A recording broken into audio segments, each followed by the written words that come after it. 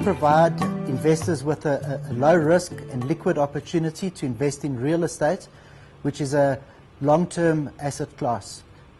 If you look at risk for REITs, they are low because from an income point of view, in South Africa we have a unique situation in that our leases generally escalate well above inflation, so you're getting real growth long term. And then if you look at it from a funding side, there's a lot of regulatory control over your balance sheet, and that is facilitated by the Johannesburg Stock Exchange through the listing requirements of REITs, where they place a limit on gearing. Gearing is limited to 60%. And then they also require you to have a risk management policy that has to be implemented by the board of directors of that REIT.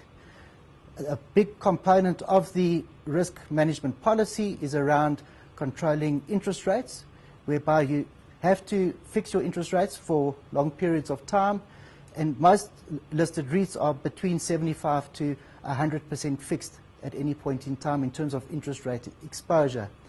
So if you look at your income, it's growing in real terms, well above inflation.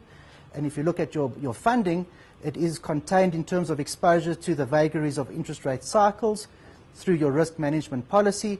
And your gearing is contained through, one, the JSE having a gearing requirement, but also if you look at debt funders, they generally look at minimizing your loan-to-value ratios to around about the 50% level maximum. But most funds trend around about the 40% level. So for an investor, you're exposed to a long-term asset class, which you can trade out of should the need arise on the Johannesburg Stock Exchange.